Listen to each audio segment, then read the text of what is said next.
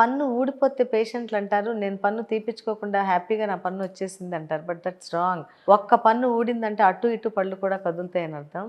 So, పన్ను ఊడింది అంటే వెంటనే ఎక్స్‌రేస్ తీసుకొని మొత్తం బోన్ అనేది ఎలా ఉందో చూసుకోవాలి. అంటే బోన్ ఎందుకు అరిగిపోతుంది? అంటే ఏజ్ గురించేనా? కాదు, ఇదంతా చెప్పా కదా! గార, ఎపిథీలియల్ అటాచ్‌మెంట్, ఆ లోపల అది గమ్‌లో ఉన్నంత మట్టుకు inflammation of the gum cause చేస్తుంది. అంటే బ్లీడింగ్ వస్తుంటుంది అంతే. Bleeding is a minor issue. So, బ్లీడింగ్‌ని వదిలేసి వాళ్ళు చాలామంది ఏం చేస్తారంటే బ్లీడింగ్ ఉంది అని చెప్పేసి బ్రష్ సరిగ్గా చేయరు.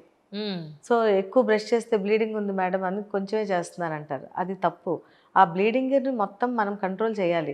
సో, అలా కొద్దిగా బ్రష్ చేస్తే లోపల ఉన్న గారు ఇంకా ఇంకా లోపలికి గమ్ ఇన్‌ఫ్లేమ్ అయిపోతా ఉంటుంది. రైట్. గమ్ వాచి కొంతమందికి నోరు కూడా క్లోజ్ చేయడానికి లేకుండా ఉంటుంది. పెదాలు మూసినా కూడా ఇన్ బిట్వీన్ గమ్స్ కనపడుతుంటాయి. మీరు నోటీస్ చేశారో లేదో కొంతమంది నవ్వుతున్నప్పుడు గమ్స్‌లో బ్లీడింగ్ కనపడుతుంది. ఇప్పుడు గమ్ ఇట్లా బ్లీడ్ అవుతా ఉంటది. కొంతమంది పొద్దున నిద్ర లేగ్గానే పిల్లో కూడా బ్లీడ్ అవుతా ఉంటుంది. సో, ఇవంతా గమ్ ఇన్‌ఫ్లమేషన్. హ్మ్. సో, ఆ ఇన్‌ఫ్లమేషన్ మనం కరెక్ట్ చేస్తే అది అక్కడితో ఆగిపోతుంది.